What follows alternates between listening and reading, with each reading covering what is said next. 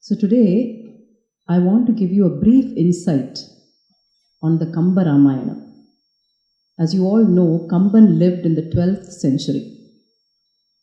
By then, the Rama story had become part of the DNA of this land. Valmiki's epic was available, as were the Pasurams of the Alvars. Kamban was enthralled by the Rama story. He was a huge fan of the Valmiki Ramayana, and he worshipped the Alvars. He wanted to retell the Rama story in his own words, but he was a man with very strong opinions, and he wanted those opinions to be known to the world, and so he incorporated them into the Rama story. Like I have said before, the Kambaramayanam is not a transliteration of the Valmiki Ramayana. In Tamil, we call it a Vazhikattu Nool. The Valmiki Ramayana simply showed the way for Kamban to compose the Kambaramayanam. There are many changes that Kamban made. He altered the flow of events. To give you an example, in Valmiki Ramayana, the Brahmastram comes first. So Indrajithan uses the Brahmastram first, and after that, the Nagapashastra. Kamban altered that, and in Kambaramayanam, the Nagapasam is used first, and then the Brahmastram is used later by Indrajit. He also made significant changes to the turning points in the story. So one of the major turning points in the story is the abduction of Sita by Ravana. In Valmiki's epic, Ravana grabs hold of Sita by her neck and by her hips and lifts her up and places her in the Pushpaka Vimana. For those of you who have read the epic, it is one of the most painful parts. It hurts the soul when you read that part of the story. Kamban probably felt the same, because he made a significant change here. In the Kambaramayanam, Sita is standing in the Parnasalai, or the hut which Lakshmana built for them, and Ravana lifts her up with the Parnasalai with her in it, and places that in the Pushpaka Vimana. Now this poses a conundrum. In Valmiki Ramayana, because Ravana touched Sita, Sita had to go through the Agni Pariksha. That's how the story goes. But in Kambaramayanam, there's really no need for an Agni Pariksha. Because here Kamban cursed Ravana with a curse which says that if he touches a woman who is not willing to be touched by him, his head will break into 1,000 pieces. This is a curse given by Brahma. That curse is not there in Valmiki's story. So because of this curse, Ravana could not lay a finger on Sita. He had to lift her up with a hut. So now, in the Agni Pariksha, Kamban has to find a real reason to conduct the Agni Pariksha. So he makes a very nuanced effort. What he does is, he brings into focus the words Sita spoke to Lakshmana in the forest when Rama had gone in search of the golden deer. Rama goes in search of the golden deer. Rama kills the golden deer. There is actually Marichan, the demon, and as he is dying, he cries out in Rama's voice, he cries out Sita's name and Lakshmana's name. And when Sita hears that, she is distraught and she asks Lakshmana to go and help Rama, and Lakshmana refuses. He says, my brother will not be defeated by Asuras. I know this for sure. I'm going to stay here. And then she says, Nindra nin nilayidu neriyatru. Your staying here makes me suspect that your intentions are not pure. She says it very mildly. In Valmiki Ramayanam, Valmiki Sita is very harsh with Lakshmana at this point. But here in Kamban's story, this is all Sita says. But that is hurtful enough to make Lakshmana go away, and that is hurtful enough for Sita to want to repent. So throughout the 10 months of captivity in Ashokavanam, she repents every single day. She thinks about this and she grieves and she says that because of this one act, Rama is never going to come in search of me. Rama is never going to accept me as his wife. I will never be his queen again. So she is very repentant of this and she is looking for a way to show off her repentance to the world. And the Agni Parichay comes in handy. So Rama, at the end of the war, he sees Sita and he berates her. He uses very harsh words. Again, the words that Valmiki's Rama uses are much harsher, but here also unacceptable words. And when Sita hears this, she simply calls upon Lakshmana and asks him to set up the Agni Gundam. Rama does not ask her to do the Agni Parichay. There is a significant difference between Valmiki and Kamban. There, Rama asks her to do it. Here, Rama does not. Rama says, go and die somewhere. I don't care. And she chooses to do the Agni Parichay because she wants Lakshmana to set up the Agni Peetam. Because she wants Lakshmana to know her remorse for having said those harsh words. And that is why she chooses Lakshmana amongst a crowd of people. Any of them could have set up the Agni Peetam for her. But she asks Lakshmana to do it because she wants to show the world and to show Rama and to show Lakshmana that she is repenting for what she said to him. So the Agni Parichay here in Kambaramayanam is more to purify Sita's tongue than it is to purify Sita's body. So these are the significant changes in terms of events, but in terms of characterization, there's a world of difference between Kamban and Valmiki. See, Kamban believed that there was goodness in everybody. Even in the worst human being, he believed there was goodness. And so his Ravana is a mixture of good and bad. At the end of Ravana's life, when Ravana lays dead on the battlefield, Kamban says, Mummadangu polindadu, his face was so bright with a sattvic glow. Ravana, as you know, did hard penance for 10,000 years. He did penance to Brahma. At that time, he would have had a sattvic glow on his face. But this time, after death, after the Rajasam and the Tamasam in him was wiped out by Rama's arrow, his face was suffused with a sattvic glow. So, this elevates Ravana to a higher pedestal, and he is no longer a villain in our mind. Not only Ravana, but all of the Asuras. Indrajitan is portrayed as being a combination of good and bad. Kumbhakarnan is a lot of good and very, very little bad. So, even the Asuras are portrayed as individuals who are worth redeeming, who are worth mourning for. At the end of the epic, one feels sorry not just for Sita who had to go through so much hardship, but also for the Asuras who unnecessarily lost a great legacy. That's a feeling the reader is left with at the end of 10,800 songs. Now, needless to say, even the bad people, within quotes, the bad people among the in Ayodhya are actually good people. Kaikeyi, she is a mystery. Nobody can say if she is good or bad. In Kamban's opinion, there is a lot of good in her, and she sends Rama to the forest because Raman tolpugal amudinai ulagam parga vendum. The world has, how else will the world know about the greatness of Rama? If Kaikeyi had not sent Rama to the forest, how else would the world have come to know of the existence of Rama? So Kaikeyi also, in Kamban's opinion, did some good. So this is as far as the characterizations of the main players in the Kambaramayanam. But now coming to the hero of the Kambaramayanam, coming to Kamban's Raman, he is very, very different from Valmiki's Raman and Alvar's Raman. Kamban's Raman, excuse me sir, konja pesamaki. Kamban's Raman comes from a different place. Valmiki looked upon Rama, the prince of Ayodhya, as an exemplary human being who lived an exemplary life, Maryada Purushottama, and said, he is the avatar of Mahavishnu.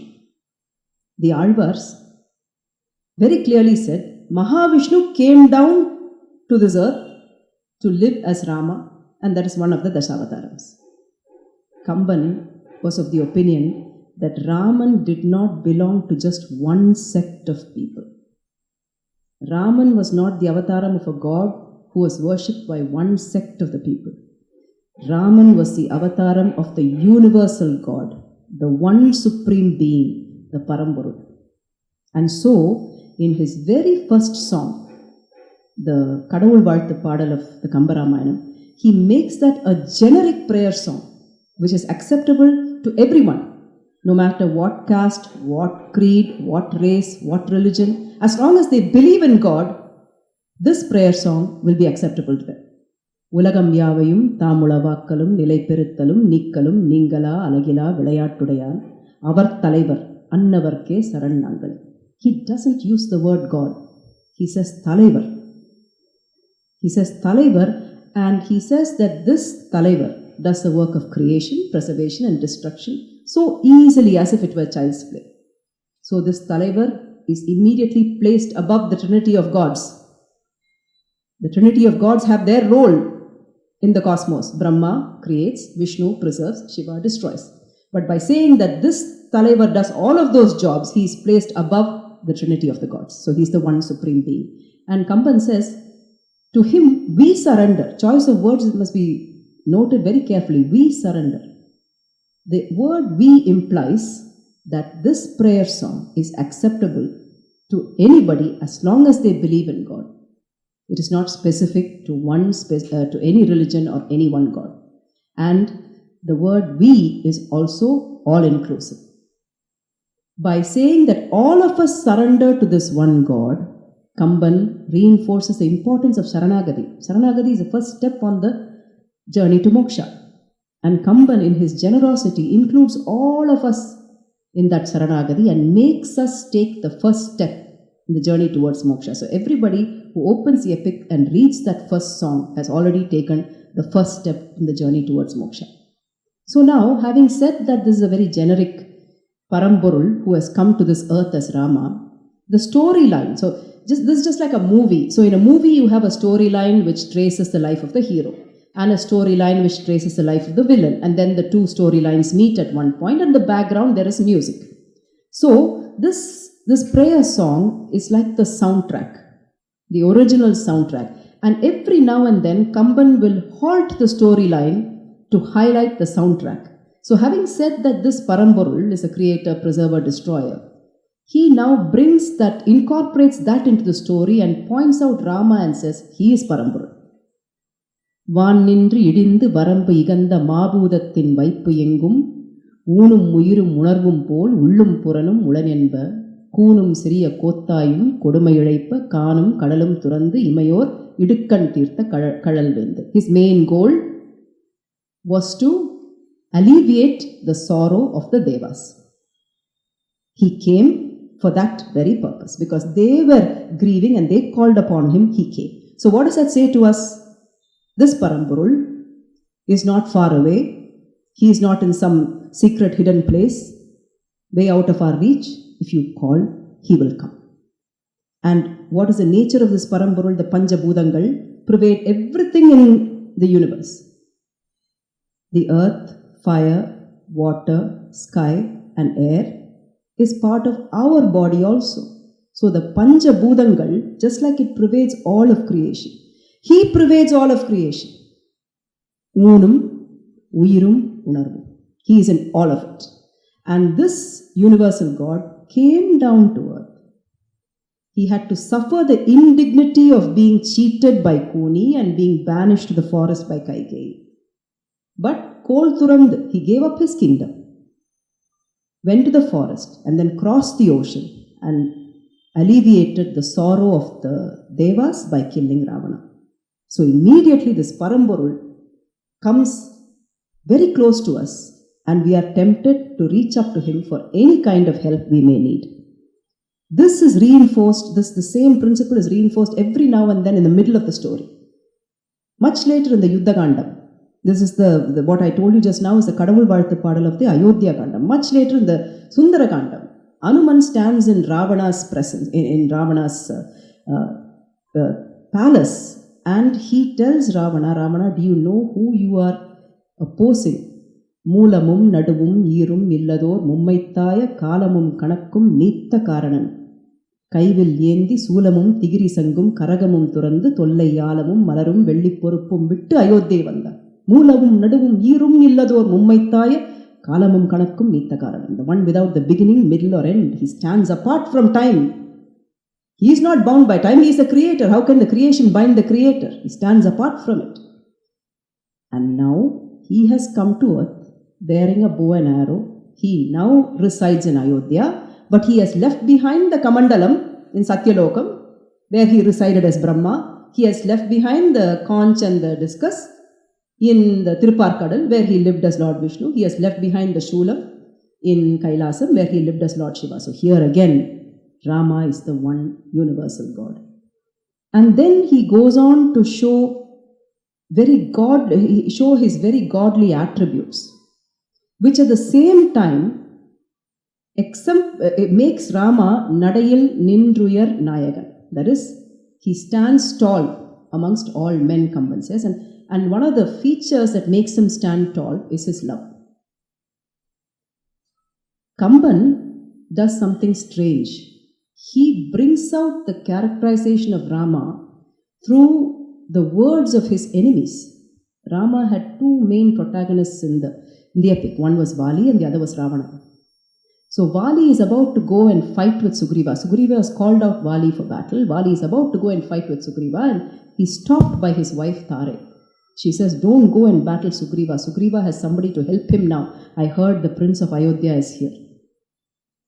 And Vali looks at Tare and he's furious with her. He tells her, Thambiyar alladu வேறு உயிர் இம்பரில் இல்லது என்று எண்ணி ஏந்தவன் எம்பியும் யானும் எதிர்த்த போரினில் அம்பு இடை தொழுக்குமோ அருளின் நாழியான். What are you saying? This is a man who would give up his very life for his brothers. Are you saying that such a man will interfere in the battle between two brothers here in Kishkinda? And he tells Tare, I am not punishing you because you are a mere woman. You are a mere woman, and it's your habit to say such foolish things. And unfortunately, Vali did not realize that he was on the wrong side of that fence. Somebody who loved his brothers so much, it is only natural to assume that he would be disgusted by Vali, who tried to kill his own brother and abducted his brother's wife. That's why Rama had an enmity against Vali. Vali didn't realize his mistake. He was completely blind to it, so full of arrogance. So he was on the wrong side of that argument. Vali didn't realize that. But yet he praised Rama. The other one who praised Rama is Ravana himself. Vali talked about Rama's love, and Ravana talked about Rama's pulanadakkam, about how Rama is a sthita prajna. So in the heat of battle, after the first day of war, Ravana is soundly beaten. He loses all his weapons. He is standing on the battlefield as a nirayudha. And Rama says to him, Indru poi porukku nalaiva. He comes back to Lanka and he has a long conversation with his granduncle Malyavan. He tells Malyavan, I saw something strange in the battlefield today, which I want to share with you. எரித்த போர் அறக்கராவி எண்ணிலா வெள்ளம் எஞ்ச பறித்த போதும் அந்த பரிபவம் என்னை முதுகில் பற்றி பொறித்த போதும் அந்நாள் கூனி கூன் போக உண்டை தெரித்த போதும் இருந்தது அல்லால் சினமுண்மை தெரிந்ததில்லை. He says Rama's bow was eschewing 1,000 arrows. The arrows were killing the asuras and the bodies were just piling up on the battlefield. Some of those arrows struck me in the back and caused me a lot of pain. At this time I watched Rama's face and I observed a strange expression on his face. To explain that expression to you, I have to take you back to his childhood days in Ayodhya, when he felt sorry for this woman called Mandare. Mandare was being called Kuni because she had a bent spine. That is not her fault that she had a bent spine. She was born with it. So Rama, out of his kindness as a child, took a bow, took an arrow and put a mud ball at the end of it, mannunde, so that it won't hurt Kuni. At the same time, the pressure will straighten out her spine. And he used that mannundai ambu on Kuni's back to straighten it out of concern for her. At that time, his face would have portrayed childishness, kindness, and concern. I saw that same expression today, Ravana says. And yet, I am his worst enemy. I am his greatest foe. I have abducted his wife. This was his expression when he was battling me. So, Ravana tells us that Rama was a Sthitaprajna. Again, a wife will never praise her husband in public. Never. Because most women feel it's bad luck to do so. But Sita tells Hanuman, Indai பிறவுக்கு இரு மாதரை சிந்தையாலும் தொடேன் என்ற செவ்வரம் தந்த வார்த்தை திருச்செவி சாற்றுவாய்.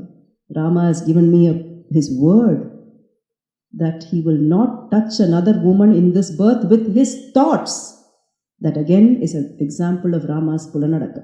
So you would expect that Kausalya, Sumitra, Bharadan, Lakshmanan, Dasharathan, all of these would be the people, Hanuman, would be the people praising Rama, but here you get to know most about Rama from the least likely people. From the people least likely to say it.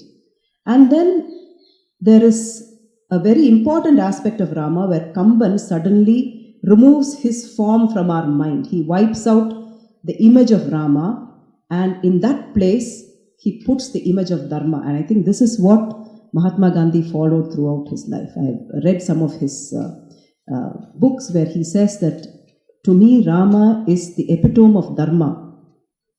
Rama is the very object of Dharma. Dharma was not an attribute of Rama's, Rama was Dharma.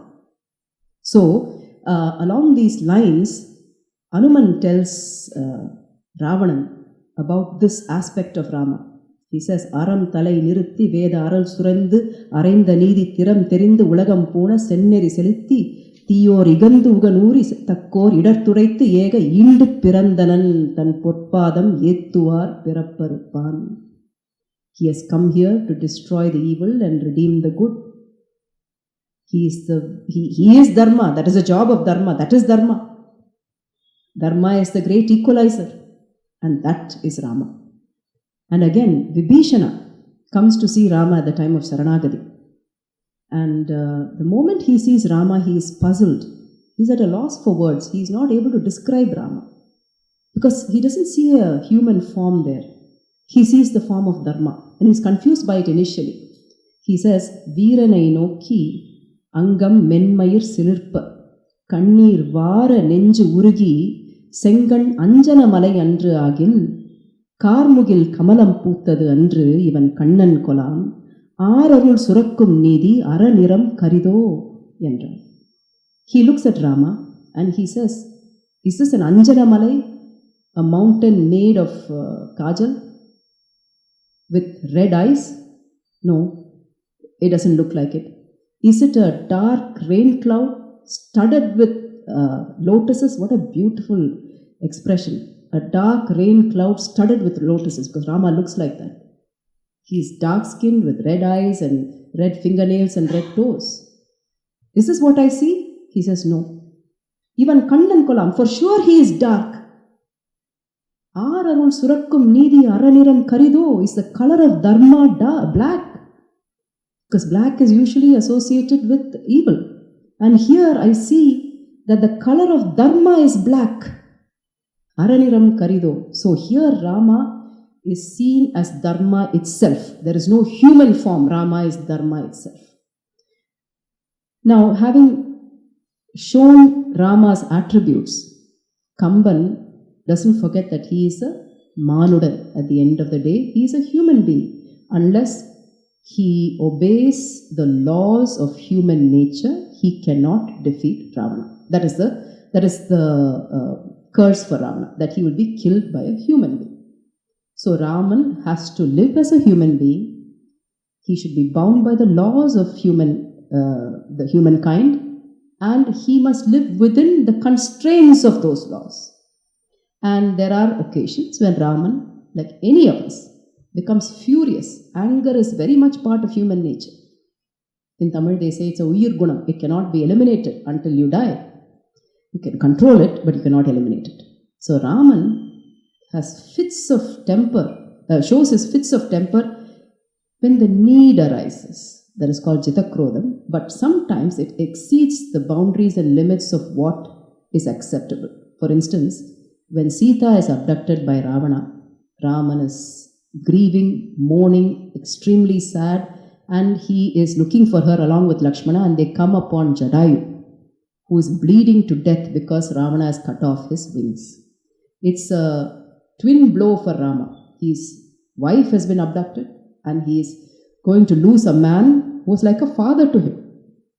Rama is so upset. He says, I am going to destroy all the three worlds and everyone in it.